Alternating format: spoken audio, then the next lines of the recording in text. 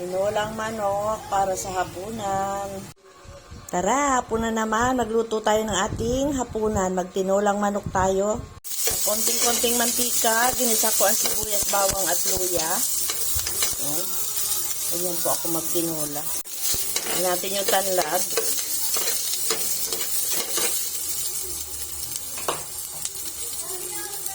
Lagay na natin ang manok. Yan yung aking tinola ay may kasamang itlog, balunan at atay. Isangkot sa natin dyan. Kayo ba ay ganito din magawa ng tinola? May tanlad ba? Ayan, sa mga hindi alam yan, maglagay po kayo at napakasarap ng lasa kapag po yan ay may tanlad.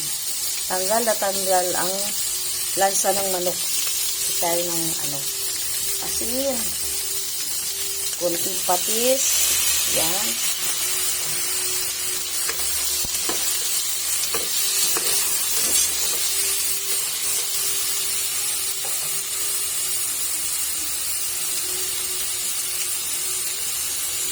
Bitsin.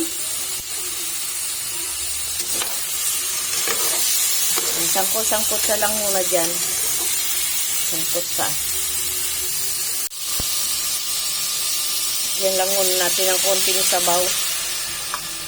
Para masangkot sa lang yung manok. Maya-maya na natin. Tapos maglagay tayo ng isang fuse dyan.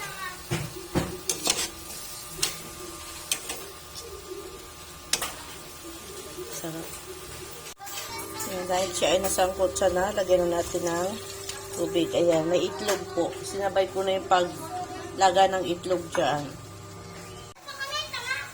Asus, kabango! Nangangamoy ang aking tinola.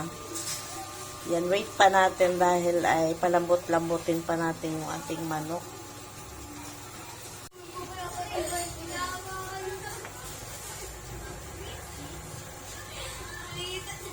Yan, ating tinola. Pwede na siguro natin ilagay yung ating papaya. Okay, hintayin natin maluto ang ating papaya.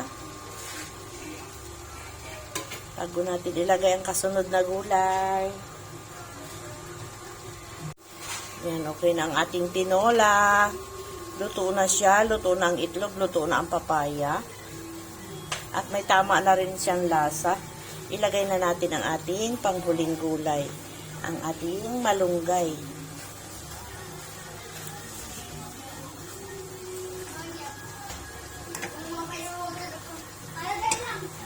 Ang sarap ng ating ulam for tonight. Tinolang manok na may tanlad. Okay. Sarap. Sarap ng sabaw. Ang bango. Siya, patayin na natin yung apoy para hindi masyadong maluto yung ating papaya. Okay. Thank you for watching ulit. Maraming salamat. Tara na, kain na tayo.